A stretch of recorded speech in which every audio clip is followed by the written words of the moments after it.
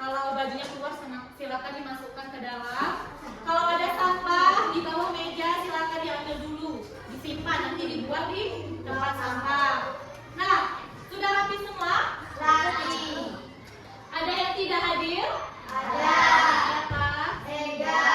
Ega, Zidan, kemana? Demam. Oke, mudah-mudahan teman kita diberi kesembuhan. Sebelumnya, silakan berdiri dulu. Kita akan menyanyikan salah satu lagu wajib.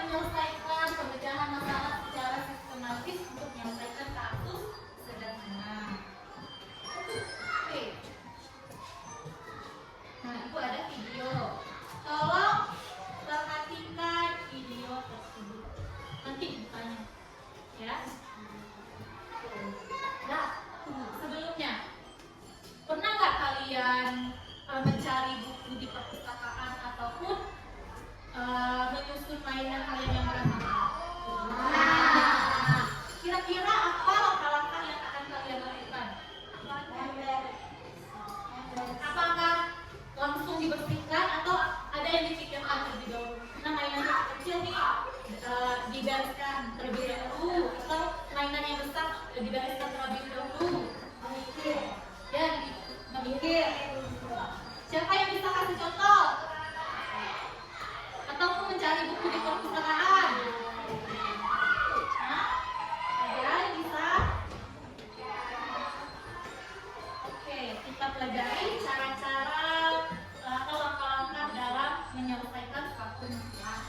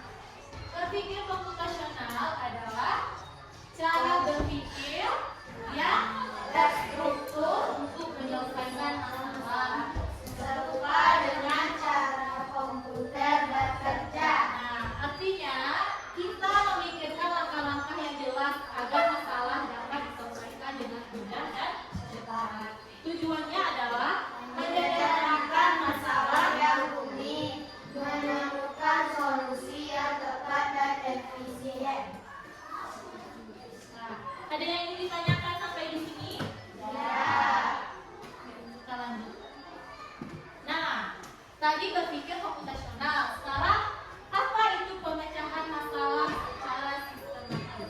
Pemecahan masalah secara sistematis adalah menyelesaikan masalah langkah demi langkah dengan teratur agar hasilnya terpenuhi. Hubungannya dengan berpikir komputasional adalah yang pertama, berpikir komputasional adalah cara berpikirnya, sedangkan pemecahan masalah secara sistematis adalah cara memecahnya. Berpikir komputasional itu cara berpikirnya. Kalau pemecahan masalah secara sistematis, cara Melakukannya. dalam berpikir komputasional itu terdapat 4 langkah. Yang pertama itu dekomposisi, yang kedua pengenalan pola, yang ketiga abstraksi, dan yang keempat algoritma. Nah, yang pertama itu dekomposisi. Dekomposisi itu merupakan memecah masalah besar menjadi bagian-bagian kecil. Seperti pernah nggak masak nasi goreng di rumah? Pernah. Pernah. Apa yang harus disiapkan dalam masak nasi goreng? Nasi, bawang, minyak, kecap, Tentunya ada alat, alat masak, bahan, dan bumbu. bumbu, Yang kedua apa? Yang kedua pengenalan pola. Pengenalan pola itu mencari kesamaan pola yang berulang. Nah, contohnya, misal ibu kasih contoh ini 2, 4,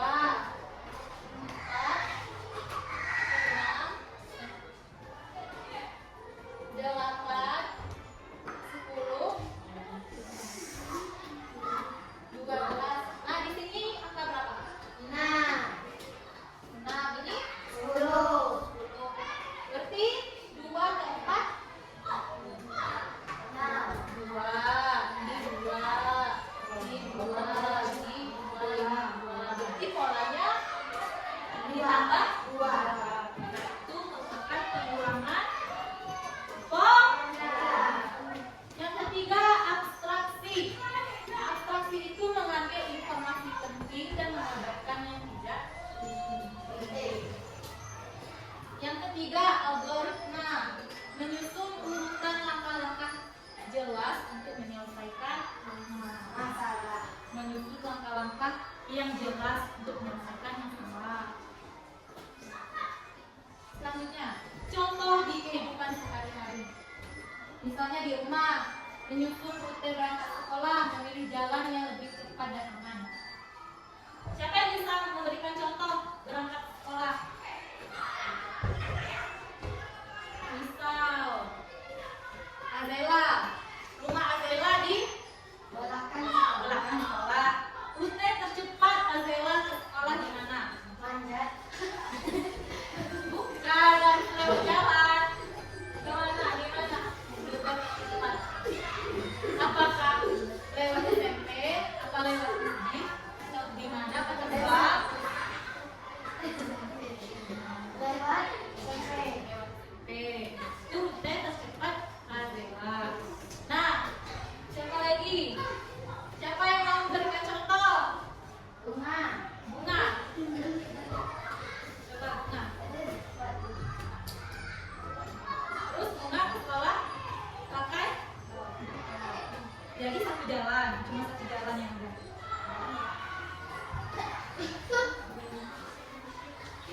Lewat jembatan.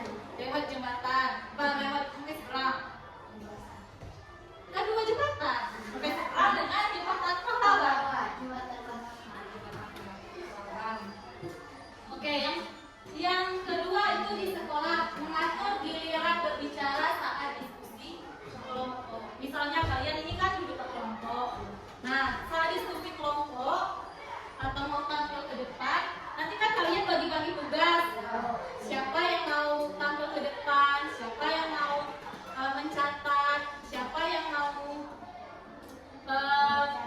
menjawab pertanyaan, kan dibagi-bagi tugas. Itu contoh di sekolah. Nah, yang ketiga itu dalam permainan, menentukan strategi bermain catur ada di sana. Dalam bermain catur tentu ada strategi.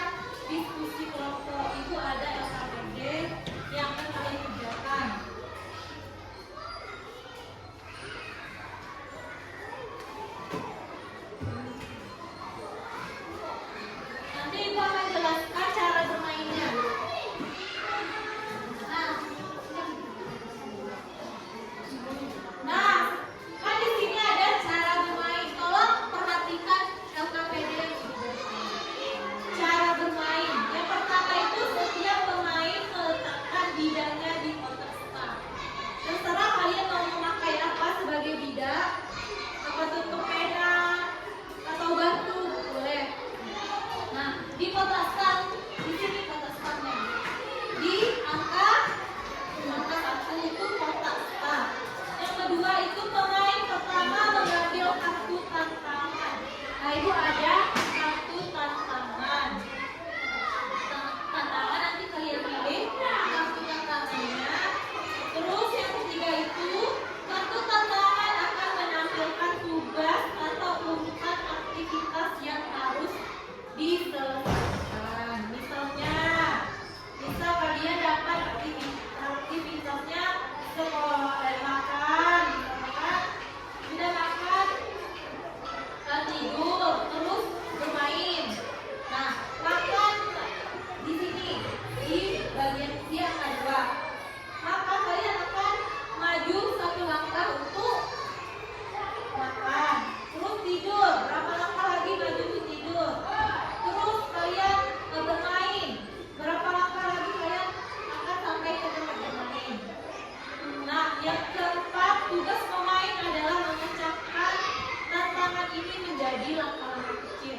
Nanti langkah-langkahnya kalian tulis di sini. Tulisnya di sini. Langkah-langkah kegiatan.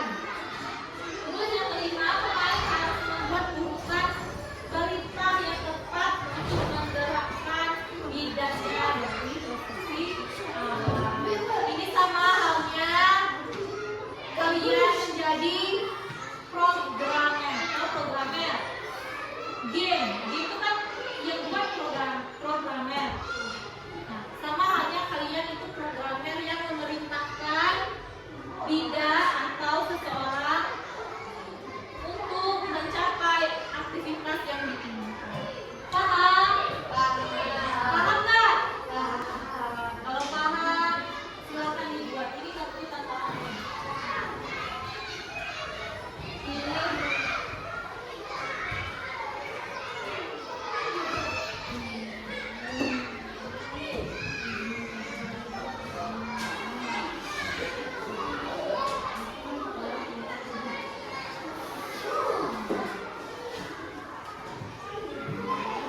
Jangan lupa nama kelompoknya dibuat. Berarti maju berapa langkah sampai sini? Ini maju nih. Kalau maju, mundur.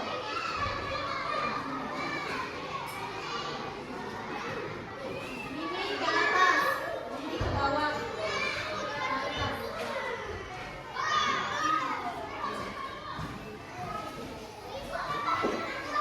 Buat di langkah-langkah kegiatan misal maju 5 langkah, berarti buat tanda maju.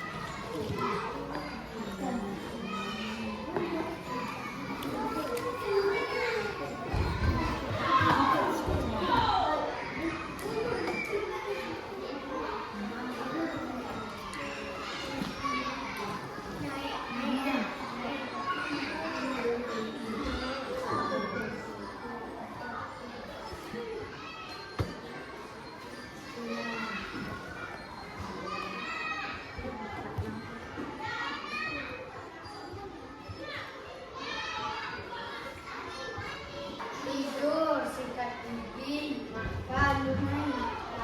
Silakan jelaskan langkah-langkah kegiatan. Perlihatkan lembar kerja yang ini. Cuma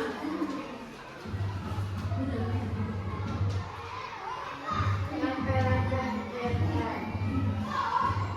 Maju 5 langkah. Maju 5 langkah itu apa? Itu tidur. Tidur. Terus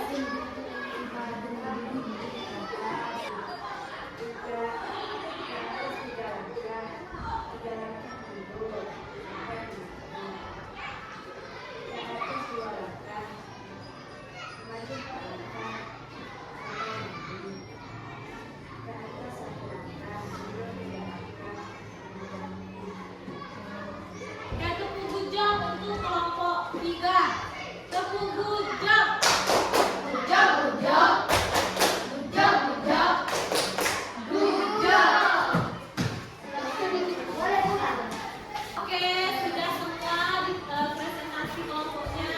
Nah, dalam tentang kerja yang Ibu berikan, Ibu tentunya menerapkan berpikir komputasional.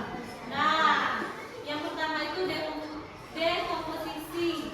Kartu tantangan tersebut memberikan perintah yang akan kalian lakukan. Tugas kalian itu memecahkan tantangan itu tersebut menjadi langkah-langkah itu merupakan bagian dari dekomposisi. Nah, yang kedua itu pengenalan pola. Misalnya jika ada otak yang berdekatan atau jalan yang cepat untuk sampai ke aktivitas, apakah ada yang ingin ditanyakan? Tidak. Sebelum Ibu akhiri. Tidak. Oke, ada yang bisa menyimpulkan pembelajaran kita hari ini? Oke, silakan.